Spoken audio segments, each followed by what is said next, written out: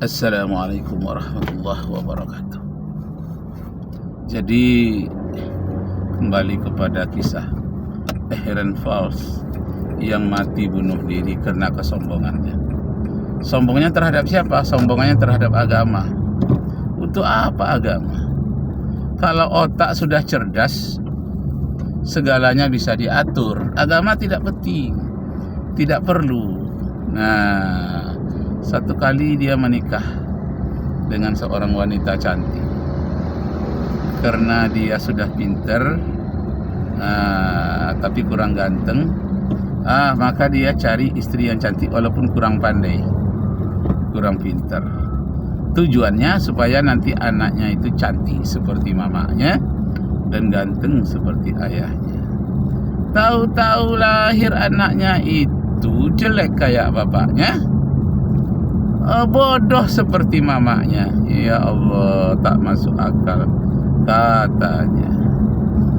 Diobatinya, dikasih vitamin segala macam, didatangkan dokter ahli ortopedi supaya badannya bagus, otaknya stabil.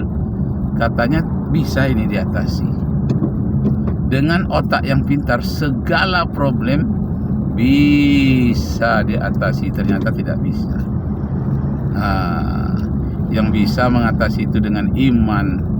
Wa may yattaqillah yaj'al lahu makhraja wa yarzuquhu min haitsu la yahtasib. Siapa yang beriman kepada Allah, bertakwa kepada Allah, barulah akan diberikan jalan keluar dari apapun problem yang dia hadapi. Wa may yattaqillah yaj'al lahu makhrajan wa yarzuquhu min haitsu la yahtasib, dan akan diberikan rezeki yang tidak diduga-duga. Min haitsu la yahtasib, akan diberikan rezeki yang tidak diduga-duga. Masya Allah. Nah, lain dengan Aaron Falls, dia memaksakan harus bisa juga. Ketika dia sudah putus asa, berbagai-bagai dokter ahli sudah dibawakan, ahli ortopedi, psikologi, bermacam-macam ahli. Tidak mempan, anaknya yang goblok tetap bodoh, debil. Debil. Dia banyak tingkatannya itu. Tingkatnya anaknya ini sudah parah. Debil. Kelas 1-nya sudah 3 tahun, nggak naik-naik. Karena menghitungnya tidak sampai angka 10. Lalu karena dia putus asa, dia cari pistol, dia tembak anaknya itu, mati. Karena dalam buku yang dia baca secara sains, apabila problem yang kita atasi itu berkali-kali tidak mampu, maka problem itu harus dimusnahkan. Yang jadi problem anaknya itu, maka anaknya itu dia musnahkan. Tetapi ketika dia membaca di perpustakaannya, dia baca bahwa anak itu tidak salah. Kalau ada seorang ibu melahirkan anak yang tidak salah, itu yang salah adalah ibunya. Faktor gennya yang salah, keturunan dari ibu. Karena pembawa kecerdasan otak sebelah kiri itu adalah ibu. Nah, kalau begitu katanya istri saya yang salah. Memang istri saya cantik, tapi sekolahnya tidak selesai. Waktu itu dia tembaknya pula lah istrinya. Ketika istrinya mati, tangannya bergetar dan dia tidak bisa menjawab persoalan kenapa sampai demikian. Dia baca di perpustakaan, ternyata katanya masalah anak yang bodoh, istri yang tak terarah, itu dialami oleh manusia seluruh dunia. Setiap suku bangsa, tingkat kehidupan, tingkat IQ merasakannya. Itu bukan kehendak manusia. Tidak ada seorang ibu pun yang mau melahirkan anaknya bodoh, dan tidak juga seorang bapak mau anak itu bodoh dan tidak cerdas, tidak ganteng. Tapi kok terjadi juga? Nah, itulah kehendak Tuhan yang Maha Esa, yang selama ini kehendak Dia saja oleh manusia diungkapkan. Dia lupa ada kehendak yang lebih tinggi dari kehendak manusia. Yang Maha berkehendak itu adalah Allah. Fa'alun lima yurid.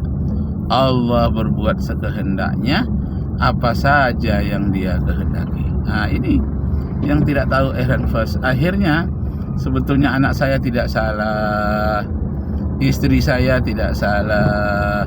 Yang salah itu katanya otak saya yang tidak mau menyerah. Otak saya ini yang terlalu sombong mengatakan segala sesuatunya dapat diselesaikan dengan otak yang cerdas. Ternyata otak saya yang cerdas ini tidak mampu membuat anak saya yang bodoh menjadi cerdas. Walaupun ditolong oleh puluhan atau ratusan ilmuwan sekalipun, dia tetap bodoh, tidak bisa. Kalau begitu bukanlah anak, bukan istriku yang salah, otakku ini yang salah. Dia ambilnya peluru, diletakkannya di kepalanya dan dia tembak dan dia mati pula. Itu satu-satunya profesor ahli sains yang mati bunuh diri karena putus asa, tidak mampu menyelesaikan problem yang terdapat di dalam dirinya sendiri. Di dalam keluarganya dia tidak mampu. Masya Allah. Nah, coba seandainya dia satukan antara iman, antara ilmunya dengan iman, bertakwa, dia akan mendapatkan apa yang disebut dengan wa may yattaqillah yaj'al lahu makhraja wa yarzuquhu min haitsu la yahtasib. Siapa yang betul beriman kepada Allah akan diberikan jalan keluar dari apapun problem yang dia hadapi dan akan diberikan rezeki yang tak terduga-duga. Nah, itulah penyakit negara-negara sekarang ini, yang industri seperti Jepang, Korea. Ketika mereka putus asa, mereka lari ke narkoba atau lari ke minuman keras. Tidak juga selesai, mereka melakukan bunuh diri. Na'udzubillahi min dzalik. Na'udzubillahi min dzalik. Astaghfirullahaladzim. A'udzu billahi minasyaitonir rajim. Bismillahirrahmanirrahim.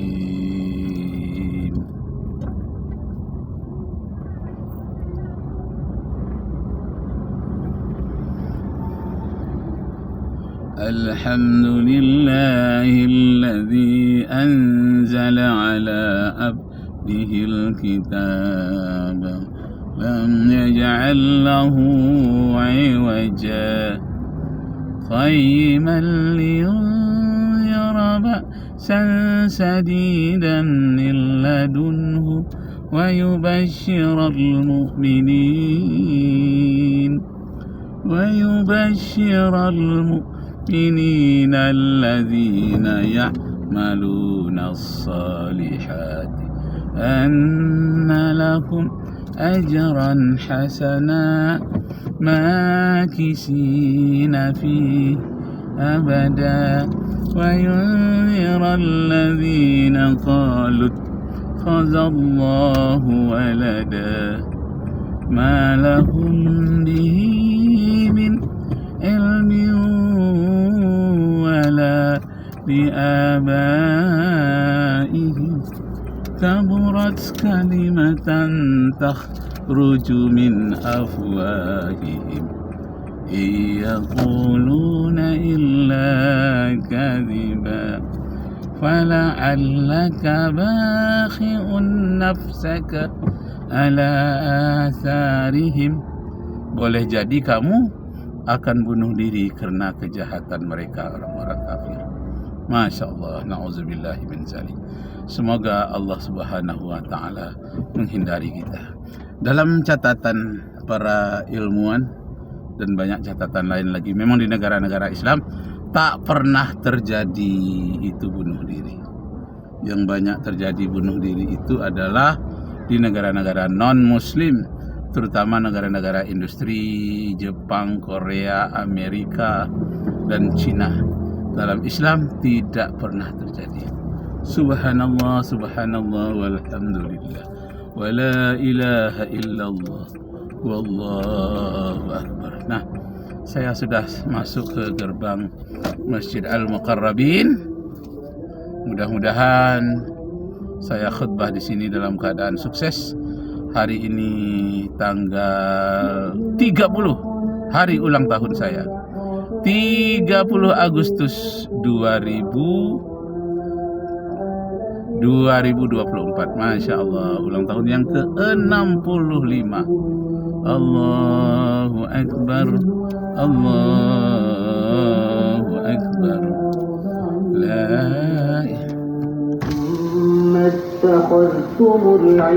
Di mana parkir? Halo. Itu labang itu. Oh, labang ya. Oh, saya.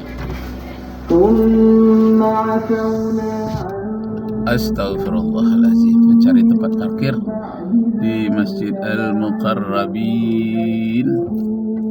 Bismillahirrahmanirrahim. Wah, ini ada kawan.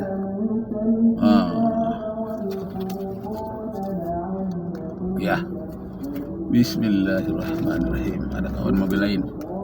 Masjid Al-Muqarrabin. Sudah 10 tahun saya tidak ke masjid ini untuk ceramah, karena sudah pindah ke Panam, Jalan Cipta Karya. Nah, kesimpulannya, janganlah pisahkan antara iman dan ilmu.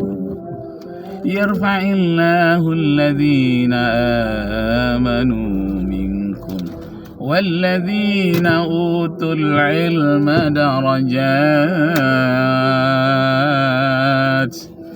Allah hanya akan meninggikan di antaramu orang yang beriman dan berilmu pengetahuan beberapa derajat. Nah, semoga Allah Subhanahu wa taala menguatkan iman kita, meninggikan derajat kita, dan terus-menerus kita menambah ilmu pengetahuan. Wabillahi taufiq wal hidayah. Wassalamualaikum warahmatullahi wabarakatuh.